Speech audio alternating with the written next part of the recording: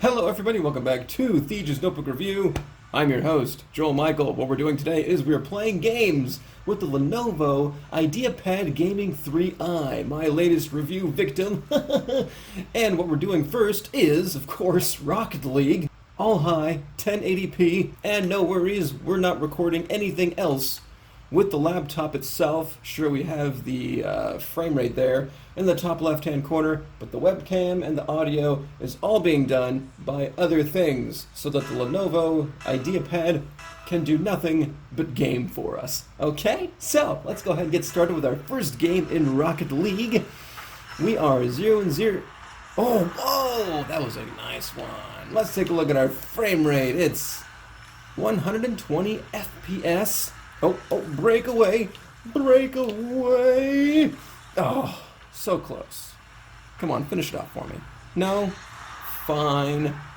Yes, 120 FPS at all times. Like we saw, this is maximum detail.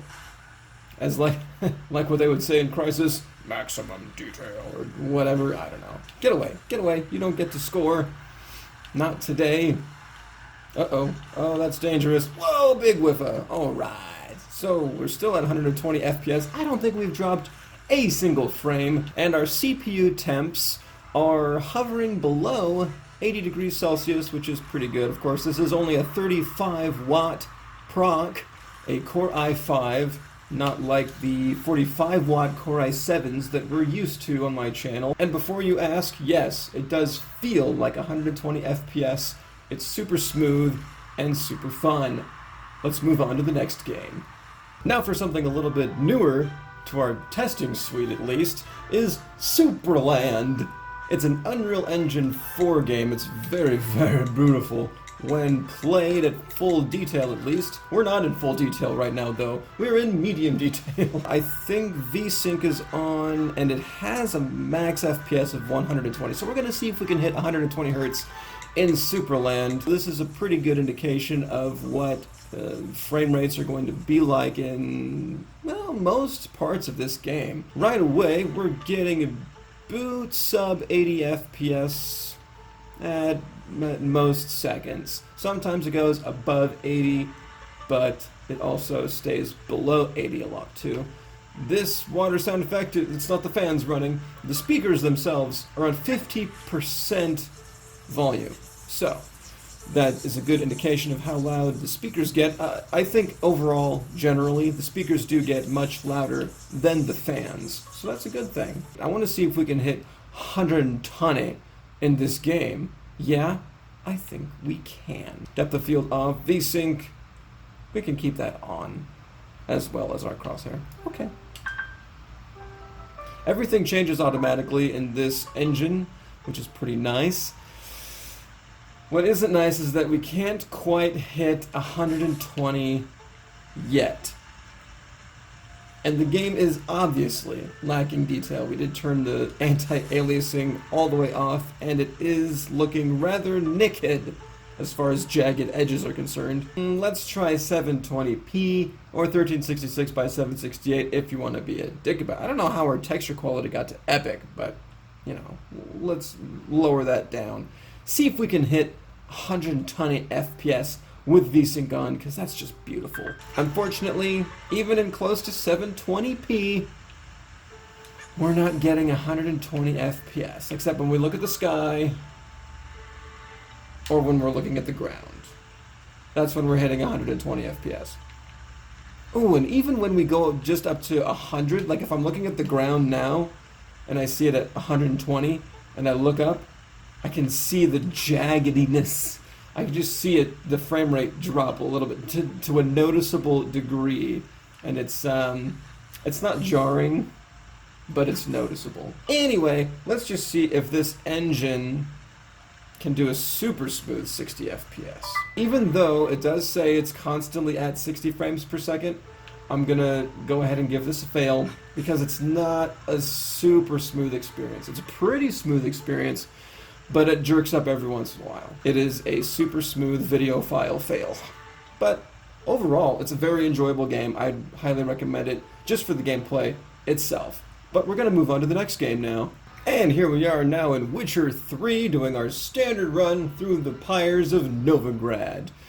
And our graphics settings are all set to Ultra, except for Nvidia Hairworks, which is always off because it's dumb. Post-processing is Ultra, as high as it can go. Because when you set it to high, ambient occlusion is still at SSAO, but I always like to put it at HBAO+, because I don't know what it stands for, and mysteries intrigue me. So let's go ahead and start our run through the pyres of Novigrad. We're getting teased 60 frames per second when we're staring at walls, but then we stare at more of the city, and we see it drops down to below 60 frames per second. This does not get a video file pass. Let's see what happens when we run through the marketplace. Getting sub 50 frames per second now, but it's not going down below 40, but it is noticeable how the game kind of slows down and drags from below 60 frames per second. I'm feeling a little bit of input lag, mostly because it's a Core i5, not a Core i7 with VSync on. A lot of APIs don't handle VSync all that well with only a Core i5. I don't know what it is about Core i5s. This has as many cores as the Haswell Core i7, but the Haswell Core i7 still does not produce input lag with VSync on. So, I don't know what it is. But it just happens that every single Core i5 in every single generation.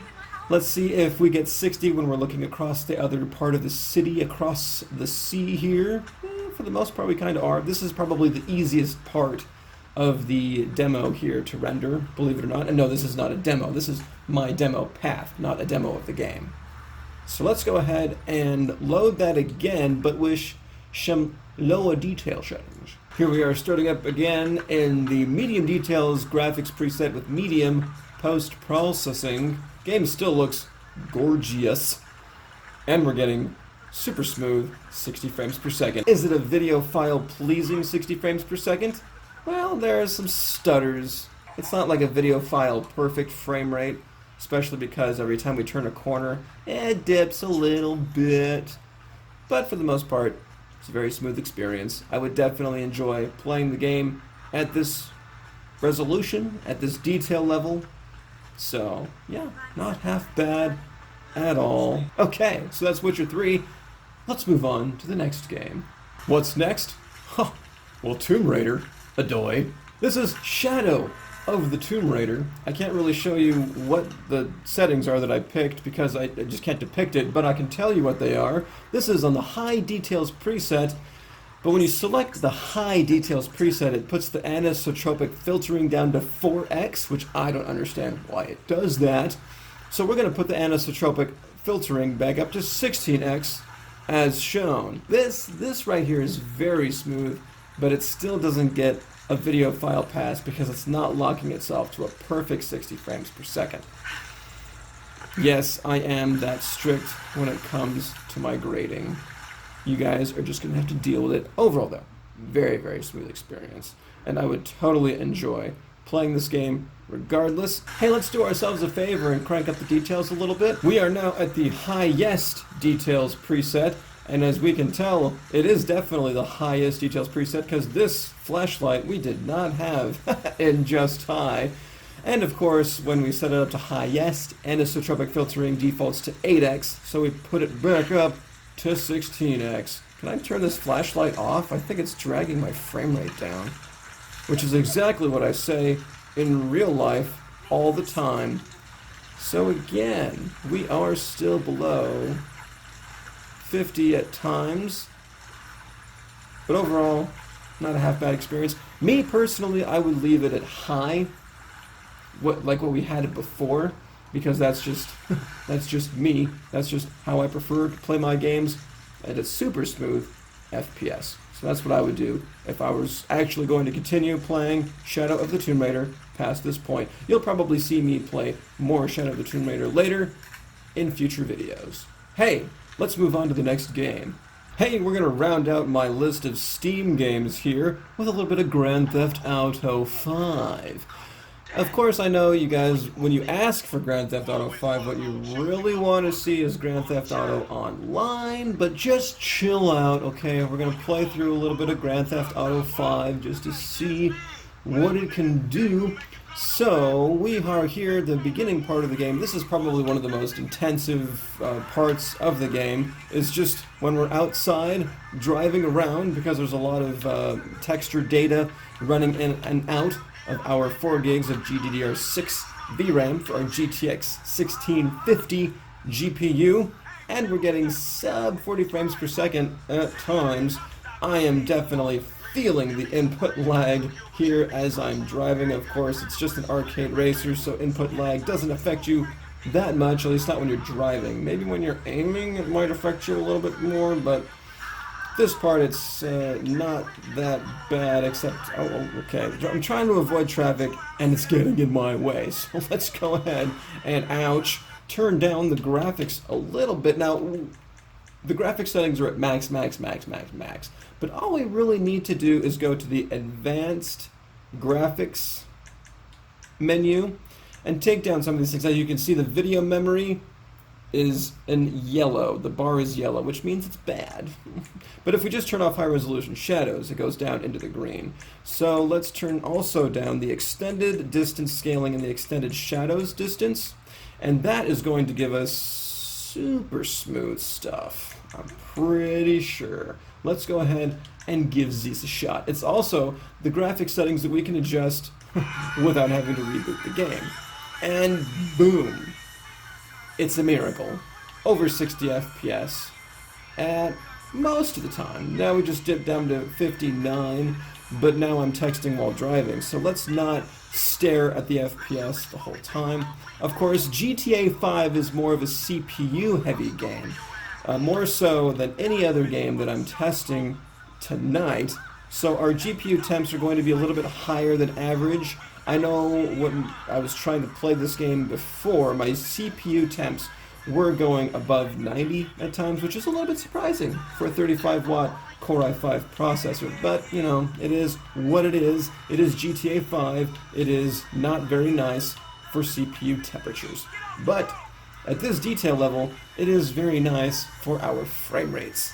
This is nice. I would play this game at this detail level all the time. So, let's go ahead and move on to our next game, shall we?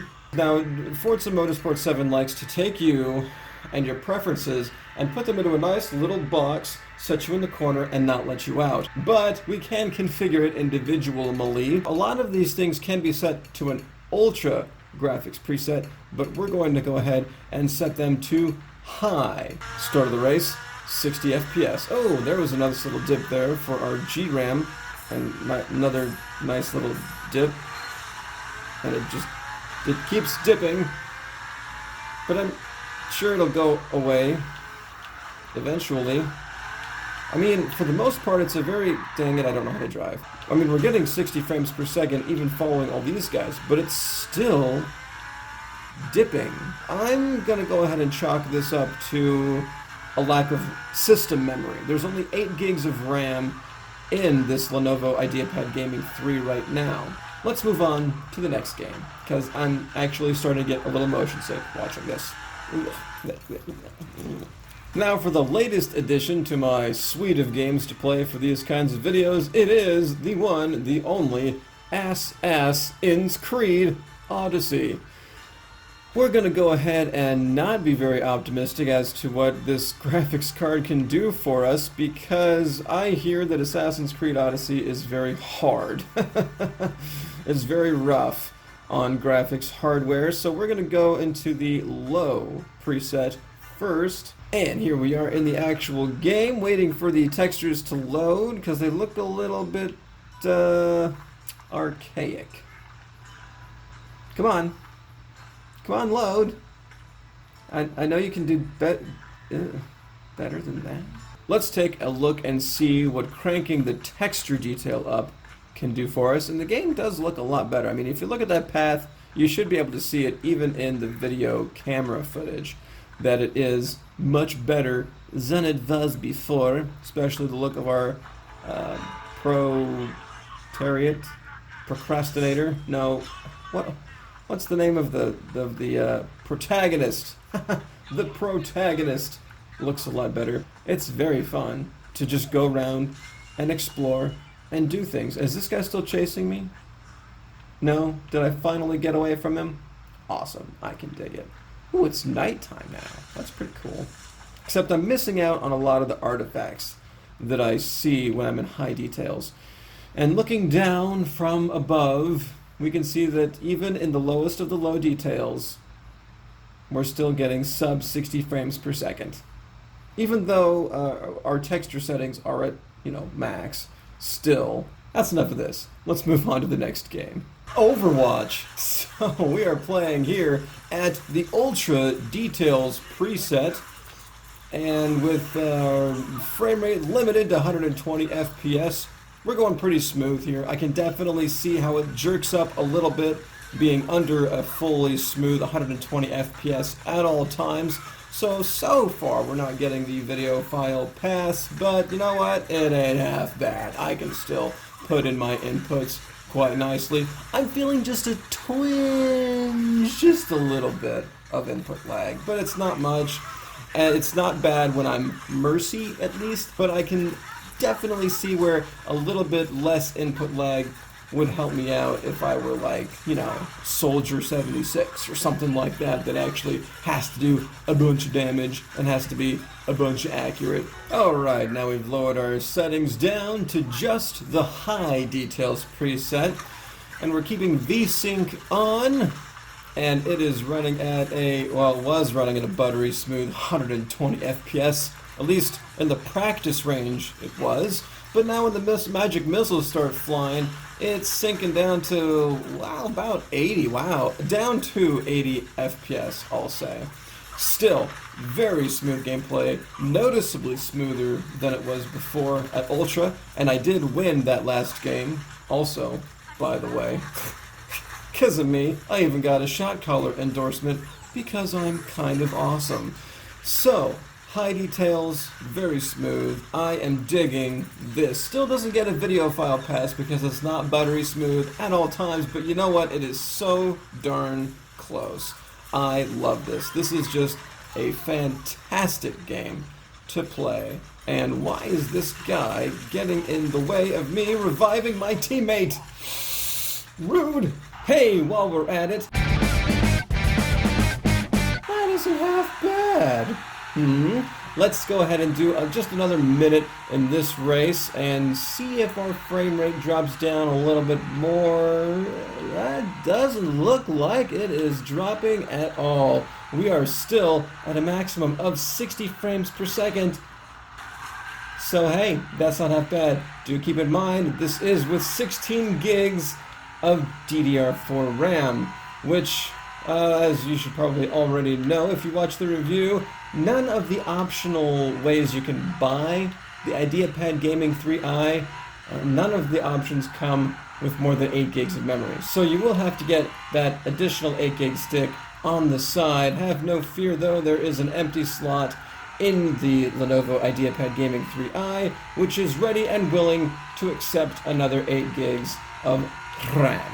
So we're back in Assassin's Creed Odyssey. We've set the frame rate limit to 90 frames per second. This time we're using 16 gigs of RAM. We're going to climb back up to our vantage point of the city where before we were getting sub 60 frames per second.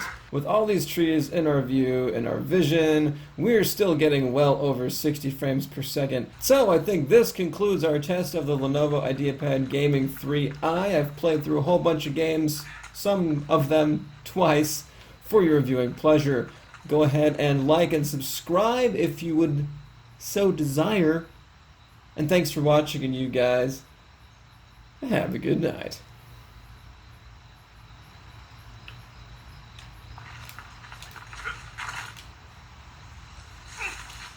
Oh, he still didn't die. Wow. See, this guy's invincible.